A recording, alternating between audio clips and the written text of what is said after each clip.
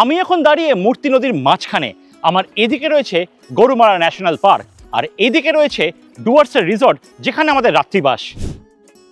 ডুয়ার্স শব্দটা শুনলেই মনের ভেতরে একটা রোমাঞ্চ খেলে যায়। নদীর কুলকুল শব্দ, জঙ্গলের গন্ধ, হাতির পিঠে চেপে বা জিপে করে জঙ্গল ঘোরা, এই নিয়ে আজকের গল্প।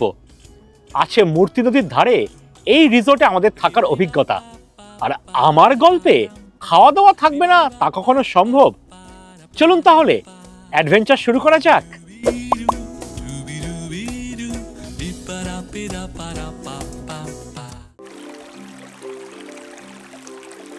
আমি এখন দাঁড়িয়ে মূর্তি নদীর মাঝখানে হাঁটু জলে। এখানকার জল বেশ ঠান্ডা আর স্বচ্ছ। আমার এদিকে রয়েছে গরুমারা ন্যাশনাল পার্ক, এদিকে ক্রস করা বারণ, আর এদিকে রয়েছে মূর্তির পাশে রিসর্ট, যেখানে আমাদের এইবারে রাত্রিবাস। আমি পৌঁছে গেছি অক্সিটেল রিসর্ট। আমরা আছি কটেজ রুমে। রুমের মিনিমালিস্টিক অথচ মডার্ন ইন্টেরিয়র। রুমের ভেতরে কিং সাইজ বেড, আর আছে সেপারেট সিটিং এরিয়া। আছে মডার্ন ফিটিংস দিয়ে পরিষ্কার অ্যাটাচ টয়লেট, আর রুমের সঙ্গে ছোট্ট একটা বারান্দা। আর রুমের বারান্দা থেকে পেছনে সুইমিং পুলের ভিউ আর মূর্তি নদী দেখা যাচ্ছে।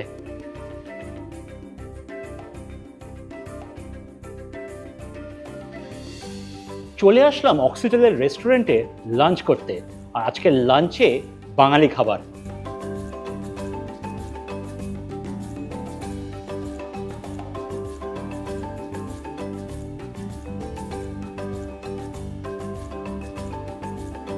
অ্যাজ ইউজুয়াল শুরু করছি শুক্তো দিয়ে। শুক্তোতে উচ্ছে, কাঁচকলা, বিনস, গাজর, কড়াইশুঁটি, তার সঙ্গে ডালের বড়ি, খেতে ভালো।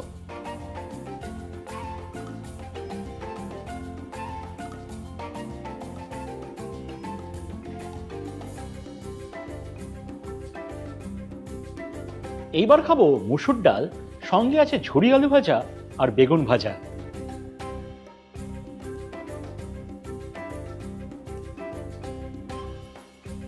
পাঁচফোড়ন দিয়ে রান্না করার ডালটা ফাটাফাটি খেতে। আচ্ছা, এবার আপনাকে প্রশ্ন ছুড়ে দিই, ডালের সঙ্গে আপনার ঝুরি আলু ভাজা ভালো লাগে না বেগুন ভাজা? আমার তো দুটোই ভালো লাগে। জানি ইটস আ টাফ চয়েস। আপনাদের ওপিনিয়নটা একটু কমেন্টে জানাবেন। আপনি যদি মাছ খেতে ভালোবাসেন আর যদি নর্থ বেঙ্গলে আসেন, তাহলে বড়লি মাছ কিন্তু ট্রাই করতে ভুলবেন না। বড়লি মাছ একমাত্র নর্থ বেঙ্গলেই পাওয়া যায়, কারণ এটা তিস্তার জলের মাছ। আর এই মাছ দেখতে হয় অনেকটা মৌরলা মাছ আর পুঁটি মাছের মতো, তবে এর স্বাদ কিন্তু সম্পূর্ণ আলাদা। তাই আসলে এটা কিন্তু ট্রাই করবেন। আমার সামনে রয়েছে বড়লি মাছের চচ্চড়ি।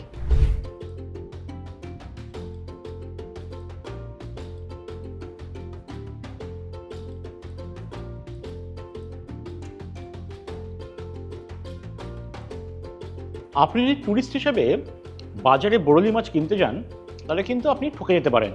ম্যাক্সিমাম জায়গায় যে কোনো ছোটো মাছকে আপনাকে বড়লি মাছ হিসেবে বেছে দেবে, কিন্তু বড়লি মাছ যদি অ্যাকচুয়ালি বুঝতে হয়, তাহলে বড়লি মাছের ফিন বা ডানাটা গোল্ডেন কালারের হয়, আর বড়লি মাছের শেপটা একটু ক্রেসেন্ট মুনের মতো একটু ব্যাকা থাকে।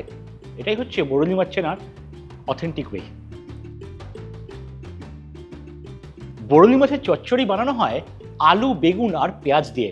প্রথমে বড়লি মাছকে খুব ভালোভাবে ভেজে তারপরে আলু, বেগুন আর পেঁয়াজের সাথে ভালো করে রসিয়ে কষিয়ে রান্না করা হয়, আর এর স্বাদ অতুলনীয়। এবার রয়েছে মেনুর সবচেয়ে বড় অ্যাট্রাকশন, চিকেন কষা।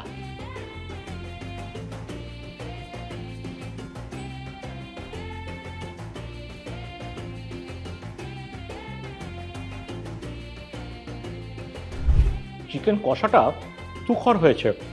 পেঁয়াজ, টমেটো, আদা, রসুন দিয়ে অনেকক্ষণ ধরে কষানো হয়েছে, ঝাল ঝাল, বেশ ভালো লাগছে।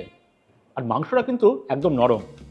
এইটা ভাতের জায়গায় পরোটা বা রুটির সাথে খেতে বেশি ভালো লাগতো।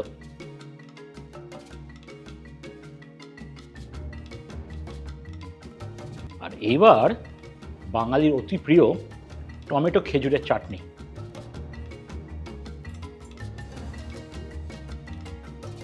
আর এর মধ্যে আছে কাজু আর কিশমিশ, তার সঙ্গে শুকনো লঙ্কার একটু হালকা ঝাল। একদম ফিঙ্গার লিকিং গুড। আর এরপরে আছে গোলাপ জামুন। কিরম করে বাটিতে গোলাপ জামুন সাজানো দেখেই তো লোভ হচ্ছে। 4-5টা আছে একটা বাটিতে, অতগুলো খেতে পারবো না, একটা খেয়ে দেখতেই পারি।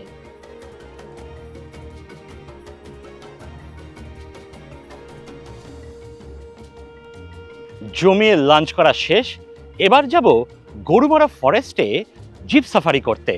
আমাদের জন্য রিসর্টে জিপ চলে এসছে এবং রিসেপশনের বাইরে ওয়েট করছে।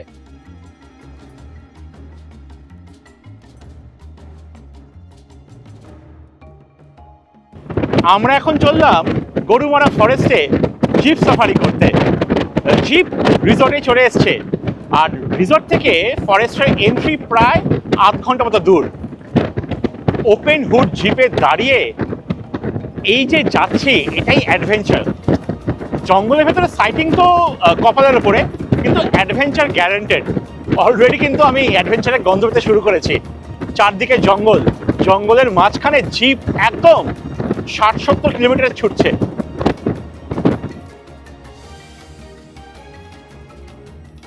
এই মোমেন্টে জিপ সাফারির অনলাইন বুকিং অপশন বন্ধ, তাই একমাত্র অফলাইন বুকিং ভরসা। জিপ সাফারি হয় 3টে স্লটে, সকাল 5:30, তারপরে আবার 8:30, আর বিকেলবেলা 3:30-টের সময়। এইখানে টিকিট কাটতে গেলে আপনাকে লাটাগুড়িতে গিয়ে ইন পার্সন দাঁড়াতে হবে with your ID copies.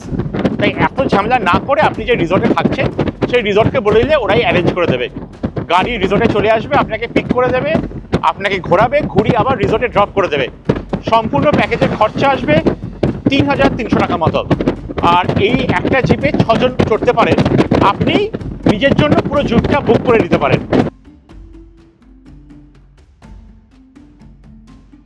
Zip safari করার বেস্ট টাইম হচ্ছে ভোরবেলা 5:30টার সময়, বা আমাদের মতো দুপুর 3:30-টের সময়। লাঞ্চ করে একদম বেরিয়ে পড়ুন। অ্যানিমাল সাইটিং বেস্ট প্রবাবিলিটি হচ্ছে ভোরবেলা 5:30টায় বা এই দুপুরবেলা 3:30-টের সময়।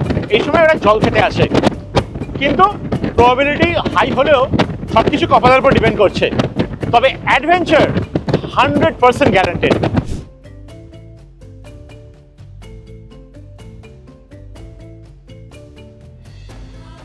গরুমারা জিপ সাফারি করার জন্য যে টিকিট কাটতে হয়, তার জন্য আপনাকে এইখানে ইন পার্সন আসতে হবে আপনার আইডি কার্ড নিয়ে, আর এখানে লাইন দিয়ে দাঁড়িয়ে আপনাকে টিকিট কাটতে হবে।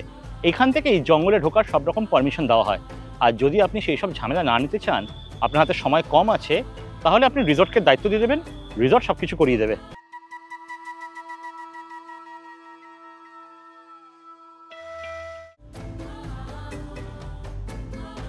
আমাদের জঙ্গল সাফারি শুরু হলো।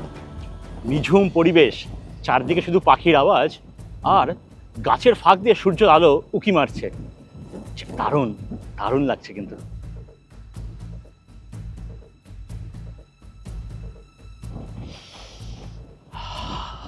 কি ফ্রেশ অক্সিজেন!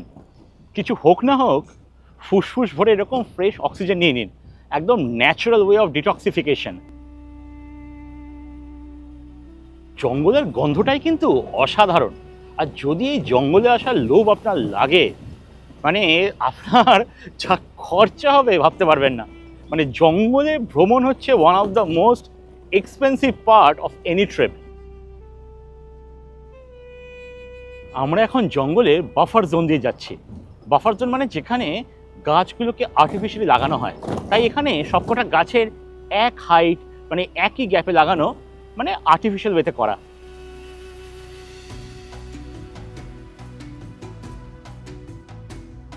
আমার সামনে গাছের ওপরে ময়ূর বসে আছে।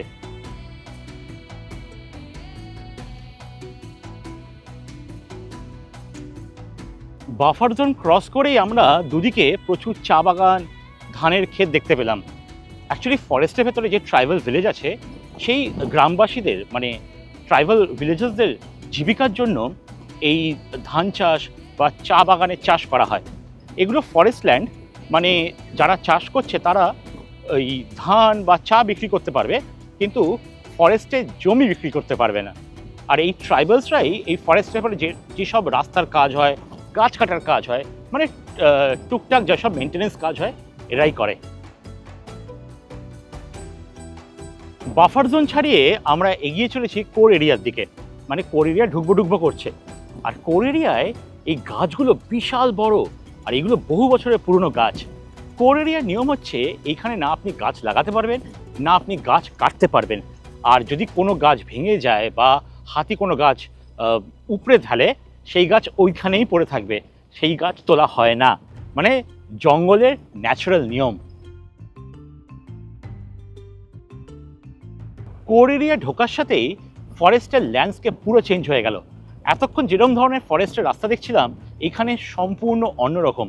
এখানে জঙ্গল বিশাল বিশাল বড় বড় গাছ, আর এই জঙ্গল ভেদ করে চলছে সরু রাস্তা।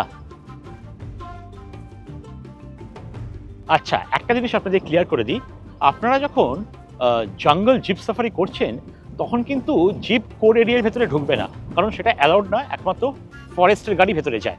আপনি কোর এরিয়ার একদম গা ঘেঁষে যাবেন। এখানেও অ্যানিমাল সাইটিংয়ের চান্স আছে, তবে আপনি যদি কোর এরিয়ার অ্যানিমাল সাইটিং করতে চান তার প্রবাবিলিটি অনেক হাই, এবং তার জন্য আপনাকে যে ওয়াচ টাওয়ার যে প্যাকেজগুলো আছে সেগুলোকে বুক করতে হবে। গতকাল রাত্রে বেশ ভালো বৃষ্টি হওয়ার জন্য জঙ্গল একদম ফ্রেশ, পুরো তরতাজা, আর বাতাসে এক অদ্ভুত সুন্দর ফ্রেগ্রেন্স। অ্যানিমাল সাইটিং হোক কি না হোক, জঙ্গলের এই এক্সপিরিয়েন্স নেওয়ার জন্য কিন্তু বারে বারে ফিরে আসা। এই এক্সপিরিয়েন্স হচ্ছে প্রাইসলেস। রণরিও কেমন লাগছে? জঙ্গল জিপ সাফারির সাইটিং প্রবাবিলিটি খুবই কম, যেটা আগেই বলেছি, তবে ডিউরেশন অনেকক্ষণ, প্রায় 1 থেকে 1.5 ঘন্টায় ডিউরেশন। এবার আপনারা প্রশ্ন করতেই পারেন যে এত পয়সা খরচা করে আসার মানেটা কি? দেখুন, একটা তো হচ্ছে এক্সপিরিয়েন্স, যেটা আগেই বলেছি, এক্সপিরিয়েন্স প্রাইসলেস। জঙ্গলের ভেতরে ঘুরে বেড়াচ্ছেন গাড়ি করে, এটা আপনি নিজে চাইলে করতে পারবেন না, আপনাকে এদের জিপ নিয়েই করতে হবে। আর তার থেকে বড় কথা, বাচ্চাদের মুখে হাসিটা, ওদের তো প্রথম এক্সপিরিয়েন্স, ওটার কোনো তুলনা হয় না।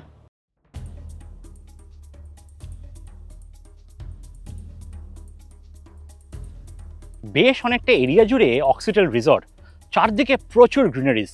বাচ্চাদের তো এখানে ভালো লাগবে, কারণ এখানে সুইমিং পুল আছে, খেলার জায়গা আছে, তবে বয়স্করা খুব এনজয় করবেন। স্পেশালি নদীর অ্যাক্সেসটা এত ইজি, ওনারা আরামসে গিয়ে ওখানে অনেকটা সময় কাটাতে পারবেন। মূর্তি নদীর এখন যা জল ম্যাক্সিমাম হাঁটু লেভেল অবধি, কিন্তু এই নদী ক্রস করে ওপারে জঙ্গলের দিকে যাওয়া একদম রেস্ট্রিক্টেড, মানে ফরেস্ট ডিপার্টমেন্ট থেকে স্ট্রিক্টলি প্রহিবিটেড, কারণ ওইখানে প্রচুর হাতি বেরোয়। কিন্তু মজার বিষয় হচ্ছে এই গরুরা ওই পারে যায় ঘাস খেতে, আবার কি সুন্দর নদী ক্রস করে আবার এপারে চলে আসে। ওদের কিন্তু কোনো রিস্ক নেই, মানুষের রিস্ক আছে। নদীর একদম স্বচ্ছ জল, দেখুন কি পরিষ্কার জল, কিন্তু এই পাথর খুব পিছল, যখন হাঁটবেন খুব সাবধানে হাঁটবেন। লোকাল গ্রামবাসীরা আরও একটা জিনিস জানালো, এখানে হাতি ছাড়াও চিতাবাঘের বেশ উপদ্রব।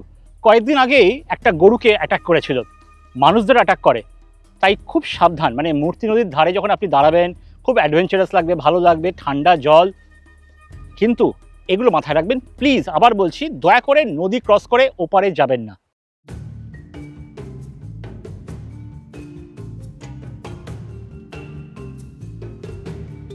মূর্তি নদীর ওই হাঁটু জলে তো আর স্নান করা গেল না, তাই রিসর্টের সুইমিং পুলেই স্নানটা সেরে ফেলছি।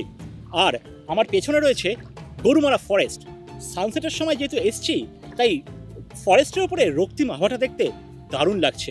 আমার মনে হয় ডুয়ার্সের এইটা one of the most scenic swimming পুলসের মধ্যে। কোন সুইমিং পুল থেকে ডুয়ার্স এত সুন্দর ভিউ পাওয়া যায়, তাও আবার জঙ্গলের, আর সামনে বয়ে যাচ্ছে মূর্তি নদী। ফ্যান্টাস্টিক।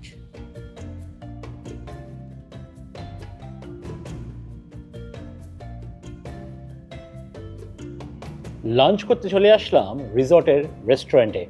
আজকের ডিনারের থিম চাইনিজ মেনু। ডিনার শুরু করছি লেমন কোরিয়েন্ডার স্যুপ দিয়ে।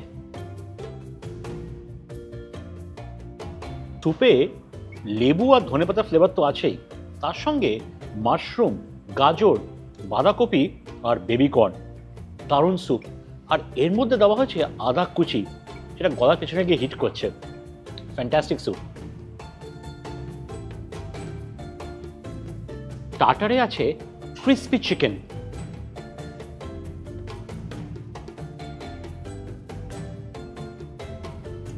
পেঁয়াজ, ক্যাপসিকাম আর রসুন দিয়ে চিকেন স্ট্রিপসকে ক্রিস্পি করে ভাজা, তার সঙ্গে একটু চিলি সসে টস করা আর ব্ল্যাক পেপার দিয়ে ফিনিশ করেছে। আমার স্বাদটা আরও ভালো লাগছে।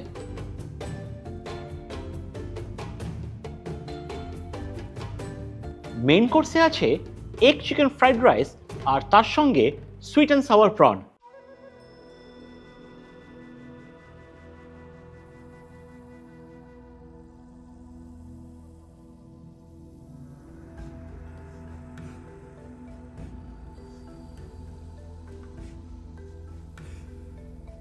ফ্রাইড রাইস নিয়ে তেমন কিছু বলার নেই, তবে সুইট অ্যান্ড সাওয়ার প্রনটা হানি বেস গ্রেভি, আর এখানে বাগদা চিংড়ি ব্যবহার করা হয়েছে।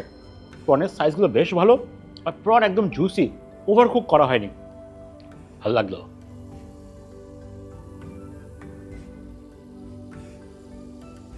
শেষ পাতে মিষ্টি মুখে ফ্রাইড আইসক্রিম।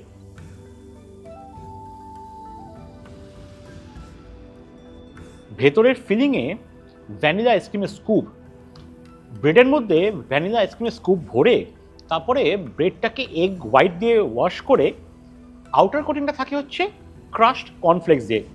এটা কিন্তু খুব ডিফিকাল্ট রান্না, কারণ আপনাকে তেলের টেম্পারেচারটা সঠিক মেনটেন করতে হবে, নাহলে ভেতরের আইসক্রিম ফেটে বেরিয়ে আসবে।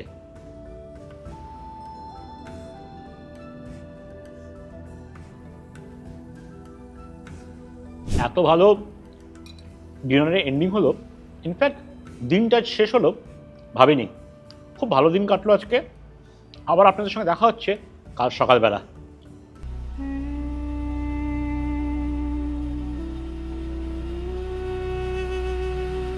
সকাল সকাল চলে আসলাম গরুমারা এলিফ্যান্ট ক্যাম্প, ধূপঝোড়া ব্রিড অফিস। সকালের প্ল্যান হচ্ছে এলিফ্যান্ট সাফারি করা। তো দেখি হাতিরা রেডি হয়েছে কিনা। তবে ওয়েদারটা প্রচণ্ড টালমাটাল, জানি না কি আছে কপালে, বাট লেটস সি। হাতি সাফারির নিয়ম হচ্ছে আপনাকে অনলাইন বুকিং করতে হবে। ওয়েস্ট বেঙ্গল ফরেস্ট ডিপার্টমেন্টের ওয়েবসাইট থেকেই বুকিং করা যায়। 3টে স্লটে হাতি সাফারি হয়, সকাল 6টায়, সকাল 7টায়, আবার বিকেল 4টের সময়। একটা ট্রিপে ম্যাক্সিমাম 2টো হাতি যায়, আর একটা হাতিতে 2জন বসতে পারেন, মানে 4 জনের বেশি অপশন নেই মানে একটা যে কোনো একটা স্লটে। তো নিয়ম হচ্ছে আপনার বুকিং স্লিপটা এনে বিট অফিস থেকে পারমিশন নিয়ে তারপরে আপনার রাইড শুরু হবে। যখন আসবেন বুকিং স্লিপের হার্ড কপিটা নিয়ে আসবেন, আর আপনার আইডি প্রুফেরও হার্ড কপিটা রাখবেন।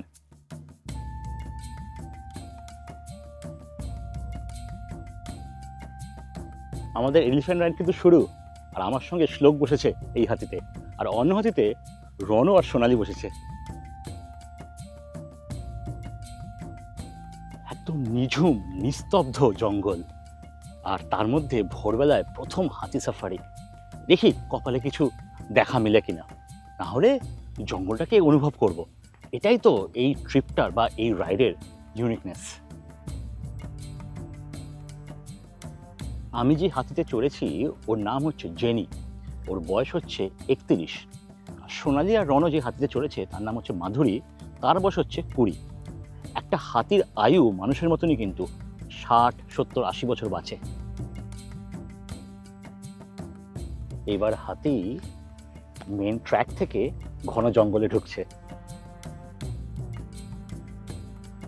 চারদিক পুরো নিঝুম, শুধু জঙ্গলের আওয়াজ আর জঙ্গলের গন্ধ। এই জিনিসটাকে অনুভব করার জন্যই এই ট্রিপগুলোতে আসা।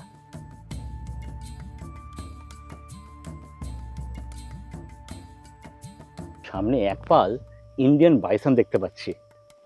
কতটা দেখা যাবে জানি না, চেষ্টা করছি সামনে যাবার, কিন্তু খুব লাজুক হয়, পালিয়ে যায়। কিন্তু আমি চোখের সামনে পরিষ্কার দেখতে পাচ্ছি, জানি না ক্যামেরায় কতটা ধরা যাবে।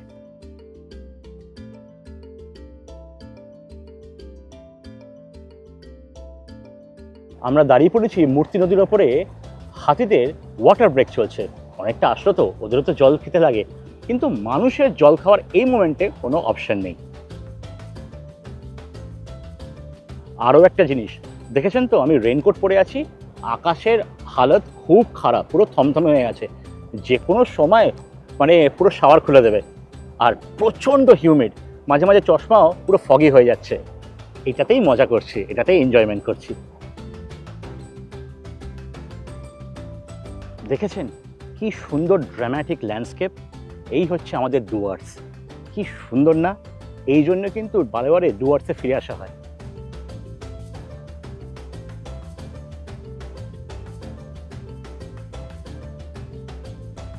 বেশ অনেক কটা ইন্ডিয়ান বাইসন দেখলাম, তার সঙ্গে এক পাল হরিণ। জানি না আমার হাতের ক্যামেরা কতটা ক্যাপচার করতে পেরেছে, কিন্তু মনের ক্যামেরায় সম্পূর্ণ ক্যাপচার করতে পারলাম।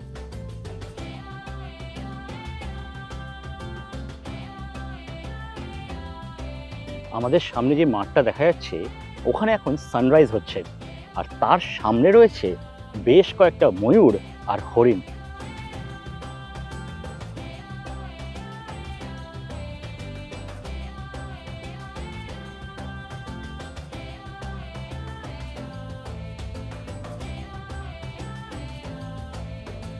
গরুমারা ফরেস্টের ফেমাস এক শৃঙ্গ গন্ডার খুব একটা দেখতে পাওয়া যায় না, কিন্তু আমাদের কপাল এতটাই ভালো, সামনে দেখতে পাচ্ছি, তার দর্শন পেয়ে গেলাম। আমি কিন্তু এখন বলতেই পারি ভাগ্যদেবী আমাদের উপরে সদয়।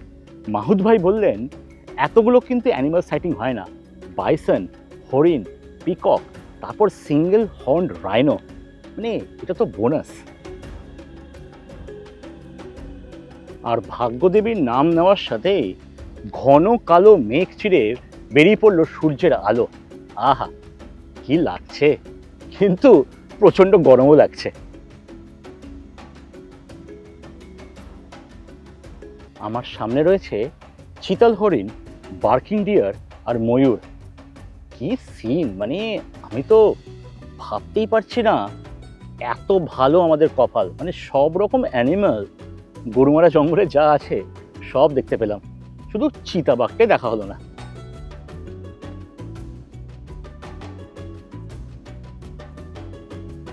আমরা যখন কোনো ভ্লগ এডিট করি, ওর মধ্যে cinematic slow motion shot add করি, মানে ওটা তো আর্টিফিশিয়ালি করা হয়, ন্যাচারালি তো কোনো দুনিয়াও তো আসতে চলে না, না কোনো মানুষও তো আসতে চলে। কিন্তু হাতি যখন হাঁটে, ইট লুকস সো গ্রেসিয়াস, মনে হচ্ছে naturally cinematic slow motion shot দেখছি। আমাদের ট্রিপ শেষ হওয়ার পথে। এই এলিফ্যান্ট রাইড চলে 1 ঘন্টা মতো, আর এর মূল্য 1200 টাকা জন প্রতি। আপনার অ্যানিমাল সাইটিং হোক কি না হোক, but it worth every Penney. তাই এটা কিন্তু সুযোগ পেলে মিস করবেন না। ওফ, দেখেছেন এরকম এক্সপিরিয়েন্স? এটা সুযোগ পেলে কিন্তু একদম মিস করবেন না। আর এর টিকিট একমাত্র অনলাইন পাওয়া যায়, এর কিন্তু অফলাইন টিকিট হয় না। ইনি হচ্ছেন মাধুরী, যিনি আমাদের ঘোরালেন। থ্যাংক ইউ মাধুরী, একটা অসম্ভব সুন্দর এক্সপিরিয়েন্স করার জন্য। যদি সুযোগ হয় ভবিষ্যতে আবার দেখা হবে।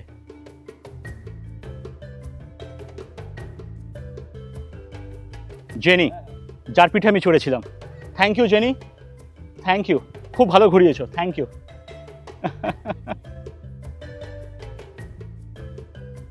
আজকে ভাবলাম ব্রেকফাস্টটা ওপেন এয়ারেই করি। মেঘলা আছে, রোদটা একটু কম, তবে হিউমিডিটি আছে। তাও ভাবলাম যে ওপেন এয়ারে করলে একটু অন্যরকম এক্সপিরিয়েন্স হতে পারে। আর সামনে মূর্তি নদীর ফ্রেশ হাওয়াটা আসছে, এটা বেশ ভালো লাগছে। আজকের ব্রেকফাস্টের এলাহি আয়োজন। মেনুতে আছে সাউথ ইন্ডিয়ান স্টাইলে উপমা, পাঞ্জাবি স্টাইলে ছোলা ভাটুরা, আছে সানি সাইড আপ এগস আর ফ্রেশ ফ্রুটস। এই দেখুন, আপনাদের একটু আগে বলছিলাম না মেঘলা, রোদ কম, রোদ বেরিয়ে আসলো। ডুয়ার্স এরকমই হয়। আর ব্রেকফাস্ট খাচ্ছি, শুরু করছি এরকম ভাটুরা দিয়ে।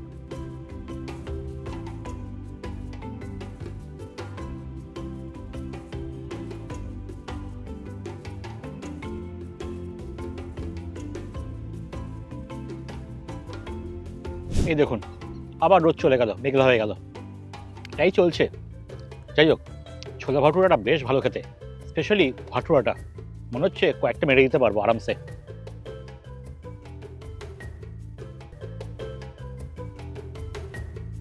নেক্সট ট্রাই করছি সাউথ ইন্ডিয়ান স্টাইলে বানানো সেবি দিয়ে উপমা।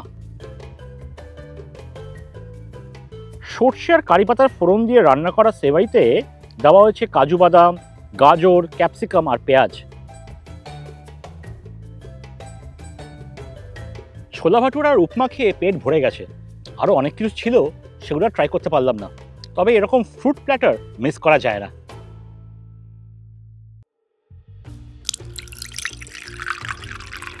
সব শেষে a cup of hot coffee is must for the day.